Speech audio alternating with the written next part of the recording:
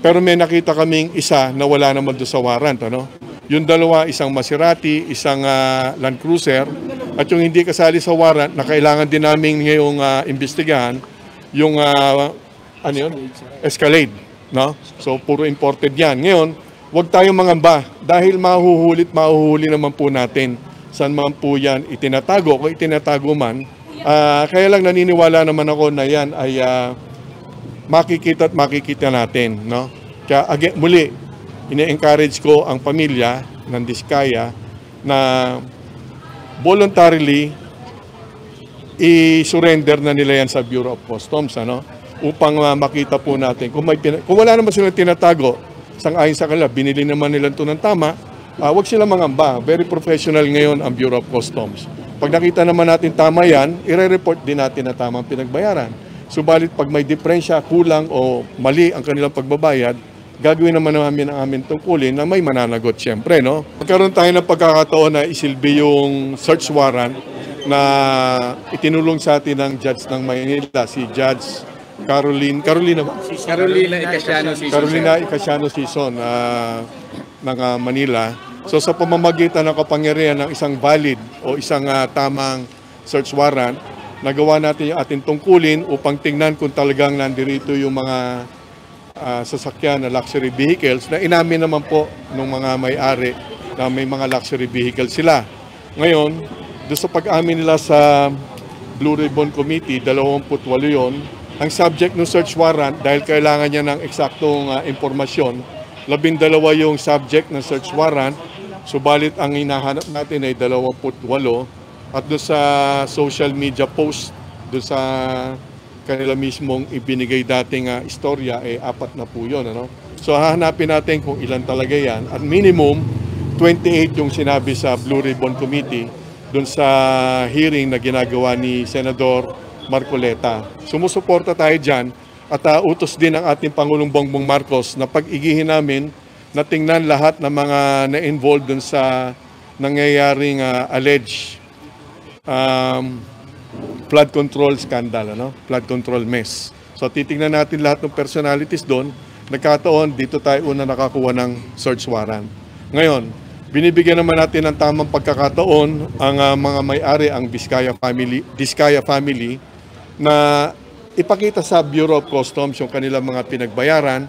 Pag nakita naman natin na tama ang kanilang pinagbayaran, yun ang interest ng Bureau of Customs. Subalit, pag kulang yan or kung may diferensya sa papel, magkakaroon po ng problema ang pamilya at kung mapapakita naman nila na talagang sila ay buyers in good faith, meaning binili lang nila ito sa isang dealer or ahente, doon naman kami pupunta upang doon namin kuhanin ang mga tamang dokumento na dapat magpapatunay na tama ang kanilang pinagbayaran sa ating gobyerno. Commissioner, sino na ho sa pamilya Diskaya ang humarap na ho sa inyo? Wala po, yung representative pa lang po nila.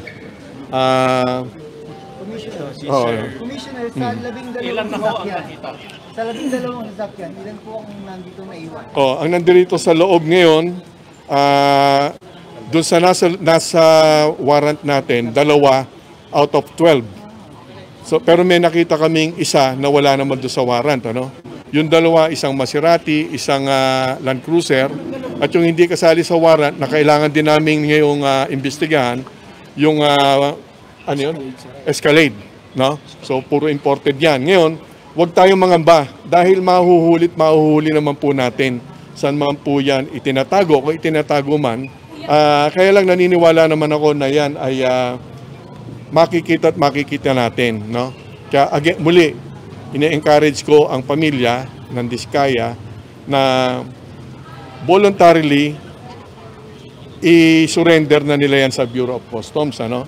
Upang makita po natin. Kung wala naman silang tinatago, sang-ayon sa kanila, binili naman nila ito ng tama, huwag silang mangamba. Very professional ngayon ang Bureau of Customs.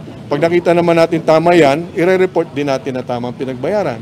Subalit pag may diferensya, kulang o mali ang kanilang pagbabayad, gagawin naman namin ang aming tungkulin na may mananagot siyempre. No?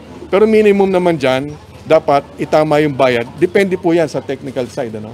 Pero kung may mga violation po yan, meron na tinatawag tayong WSD, magkakaroon po na seizure proceedings po yan, at pananagutin natin kung sino ang nagkamali sa batas. Ngayon, wala naman tayong choice kundi ito ay i-alarma na kagad sa Highway Patrol Group at nag-usap na rin kami ni incoming HPG Chief, si Colonel Hansel Marantan, na personal kong kaibigan yan. So nangako naman si Colonel Marantan na kagad-kagad, day 1 niya ngayon, kasalukuyan sa nag-oath taking, kagabi nandito rin siya upang umalalay sa amin. Talagang hahanapin at mahanap po yan, makakasigurado po tayo. Hindi po magagamit sa kalye yung mga ganyang klaseng sasakyan at mas mabuti talaga na yan ay isurrender na lamang ng pamilya Diskaya. Sir, bakit 12 lang yung subject po ng search warrant po natin? Yun po kasi yung kompleto yung informasyon natin. Kasi pag humarap po kayo sa husgado, hindi po pwedeng hearsay, hindi po pwedeng kulang ang impormasyon upang payagan naman ng husgado ang ating request. Ano? Ngayon, meron din kami mga ibang impormasyon at maganda na may mga nagsusumbong na rin naman. Kaya lang hindi sapat yung impormasyon na yun for the purpose of securing a search warrant. Kasi mahigpit din po ang judge, si Judge Carolina. No? So, doon sa social media, iniisa-isa namin yun. May mga VIN numbers na kami, yung iba may mga plate numbers. Subalit hindi yan kompleto para sa purpose ng search warrant. Pero makikita natin yan. Yan 28 na yan, at least makikita po natin yan. At palagay ko naman, kung nakikinig ang pamilya Diskaya, kung wala naman po silang pangamba na ito ay smuggled talaga at sila nag-smuggle, mas makakabuti po sa kanila na isurrender yan. Kasi maobliga po kami mag-search warrant sa bawat bahay po nila, sa bawat opisina po nila. Mas masakit po sa ulo yun. At gagawin po namin yan. Sir, saan na po dadalhin yung mga sasakyan? Anong mangyayari doon? Titingnan na natin yung mga dokumento niyan. Again, iimbestigahan na yan kung tama ba ang nabayaran niyan sa pamahalaan. So hindi ho i-secure ng... Hindi pa. May procedure po yan. Ano? Sa ngayon, ang proseso po ganito. Bureau of Customs po kami. Ano? Ang interest po namin ay kung nagbayad po ng tama at kung meron mga nalabag sa tinatawag nating Customs Modernizations and Tariff Act. Yan po yung batas. Kung meron diyang violation or paglabag, gagamitan po natin kasama po yung criminal violations. Ano po? Subalit sa ngayon, binibigyan po muna natin ng benefit of doubt na nagbayad po ng tama. Kaya't may pagkakataon po ang pamilya na ipakita sa amin muli ang kanilang mga dokumento at kami ay very professional, objective. Kung yan ay nagbayad ng tama, wala naman po dapat problemahin po ang pamilya. Subalit kung yan ay may kulang sa pagbabayad, hahabulin po natin at may mananagot po. Pero naka-hold na ngayon, sir. Naka-hold na yan. Lahat din ng exits dito sa compound sa pagtutulong po of course ng Philippine Coast Guard, ng local police ng Pasig at ng Bureau of Customs, hindi naman po na yan lalabas. Ano? Sigurado po yan. At kagabi rin, mag-usap din kami ni General Nartates, full support sa atin ng Philippine National Police. Dahil again, ang attention na ito at ang galaw na ito ay sang-ayon po sa kagustuhan ng ating Pangulong Bongbong na dapat gampanan po ng Bureau of Customs. Lahat po nung nababanggit po sa investigasyon, sisipatin po natin sa interest namin kung mayroon po silang mga ipinuslit ng mga luxury vehicles at kung mayroon pa pong iba silang posibleng na smuggle na parte po nung kanilang... Ang palugit po ninyo, Commissioner, ay hanggang sa araw ho ng bukas. In the event na hindi ho sila mag-comply, paano ho mangyayari, Commissioner? Actually, mamaya lang ititimbre na namin sa Highway Patrol Group po yun. Ano? So, hindi na po maganda yun. Kasi pag nakita kayo sa kalye, huhulihin, ipa-flag down po yan. Delikado po yan. Ano? So, hindi naman po ako nagbibigay ng palugit hanggang bukas. Dahil mamaya lang ititimbre na natin to sa grupo nila Colonel Marantan. Yung bukas para lang mapabilis din kasi naintindihan naman natin Yung buong pamilya sigurado ako namumroblema na rin naman yan. Mas maigi mag-focus na sila doon sa issue, sa construction ng flood control projects, sa halip na dito pa sila nadadagdagan pa yung problema nila sa mga luxury vehicles. Just for the record, sir, bakit ngayon lang po ginawa ng Bureau of Customs ito? Anong ibig sabihin? Just for the record, bakit ngayon lang po ginawa ng Bureau of Customs? Nag-apply po kasi tayo ng search warrant. Sa pag-apply kasi ng search warrant, kailangan kompleto yung dokumento. Ang kasunod nito, magre-report din kami sa judge kung ano nangyari. Kapag maganda po yung pag-uulat sa judge na positive po, in this case positive, kulang nga lang, matutuwa po yung judge na tama rin yung kanyang suporta at desisyon na magbigay ng search warrant. Kapag negative po yan, siyempre magagalit ang judge. Ano? At hindi rin kayo bibigyan ng search warrant kapag kulang-kulang po yung information doon sa application. Binuo po namin yan, may surveillance, kumpleto kami yan, may documentary research sa LTO, may pagtutulungan sa amin. Sinimula namin yung trabaho nung Martes kasi dahil wala tayong pasok nung Lunes. Ang totoo niyan, inisip ko na para matulungan ng Blue Ribbon Committee at of course para masunod ang kagustuhan ng ating Pangulong Bongbong Marcos, inisip ko po mismo na mag-issue na lamang ng letter of authority na kapangyarihan naman ng Customs Commissioner. Kaya lang, sang-ayon po sa mga naunang ulat, ito po ay tahanan at subalit sa itsura naman ay ito yung mukha namang commercial establishment. Kaya lang binibigyan talaga ng proteksyon ng ating saligang batas. Ang tahanan dapat nire-respeto po natin yan. Kaya mas mabuti po sa aming lahat na applyan ng search warrant. And then bukod sa posibleng tahanan nga ito, although commercial din naman, ano? Para kasi gamitin ang letter of authority ng Bureau of Customs Commissioner, dalawang bagay dapat yung insidente na magagamit namin yung LOA. Unang-una, kung publicly nagtitinda ng smuggled items yung subject, no? In this case, Diskaya, no? Kung sila ba ay nagtitinda, in this case, ng luxury vehicles, hindi po papasok doon yung definisyon dahil ito yung mga personal nilang gamit at hindi naman namin pwedeng lokohin ang korte upang makakuha na ng search warrant ay sasabihin naming binibenta nila. Hindi naman po tama yon at hindi po namin gagawin na magsinungaling sa korte at yan ay labag sa hustisya po ng ating bansa.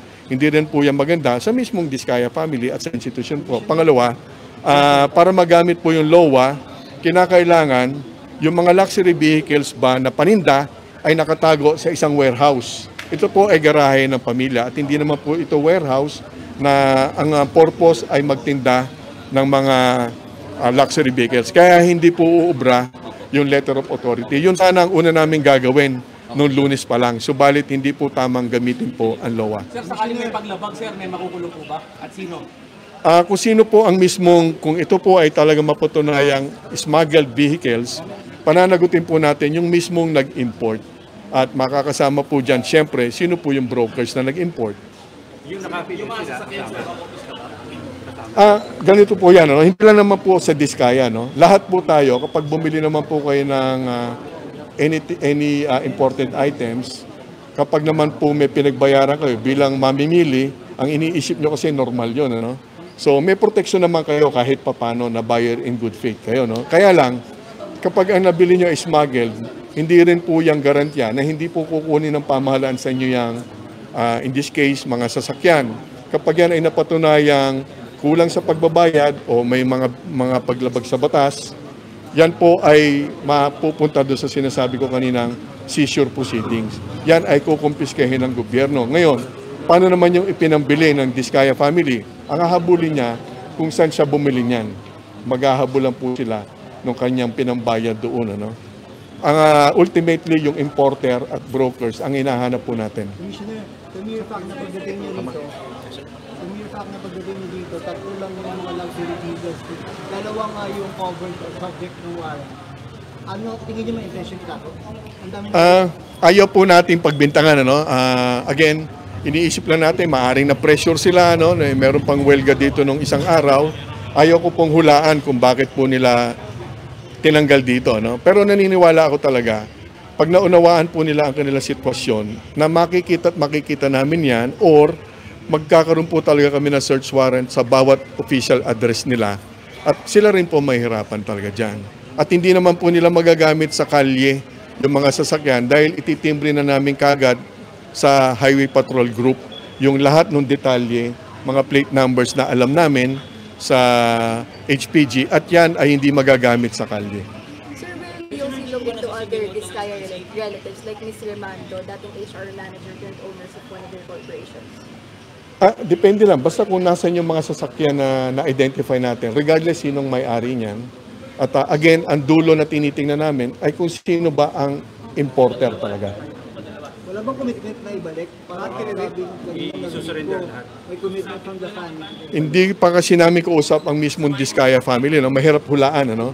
Again, ang may advice ko sa Diskaya family, mas makakabuti sa kanila at kanilang pamilya at sa kanilang mga suliranin na hinaharap ngayon sa Senado at sa Kongreso na tapusin na nila yung problema tungkol sa luxury vehicles upang makapag-focus na sila dun sa construction ng flood projects na issue. Doon na sila mag-focus, wag na dito sa luxury vehicles. Last two questions, please. Commissioner, sa laki ho Sabihin ng nito, mga Diskaya, sinisingle out nito. Hindi naman. Actually, ang utos sa atin ng Pangulong Bongbong Marcos, again, tingnan lahat yung mga posibleng, sa interest ng Bureau of Customs, mayroong mga smuggled luxury vehicles at iba pang bagay na maaring ipinuslit papunta sa bansa na illegal, ano? Hindi lang Diskaya. Nagkataon lang, ito yung nauna natin makuwanan ng search warrant. At obviously, ito yung nasa social media, napaka-high profile, ano? Without preempting yung aming mga iba pang gagawin, makakasiguro kayo. Meron pa. Opo. Yan kasi ay sang-ayon sa pag-uutos ni Pangulong Bongbong Marcos na hindi lang po Diskaya ang ating tinitingnan. The last question. Commissioner, sa laki ho ng gusaling ito, meron pang elevator nandito sa ating harapan. Na-check na ho ba ninyo kung merong basement ho ito na maaaring doon nakalagay yung ibang mga target na sasakyan? Umikot na po kami. Dito lang po at saka sa second floor. Yung Kung baka may garahe. payo sa ibang yung mga contractors na posibleng yung bigyan ng search warrant. Kung meron din silang problema sa luxury vehicles, ganun din, wag na nilang itago dahil lalo pang magmumukhang sila ay may paglabag sa batas, di ba? Mas maganda, ihanda nila yung kanilang mga dokumento na tama ang kanilang pinagbayaran at yan ay pakikita sa Bureau of Customs. Maganda nga, wala pa kami sa search warrant stage. Magboluntaryo na sila hindi na sila maabala. Dahil gagampanan po ng BOC ang aming tungkulin na talagang hahanapin namin yung posibilidad na mayroong mga smuggled luxury vehicles. Yan po ay katungkulan namin. Gagawin po namin yan. Thank you very much.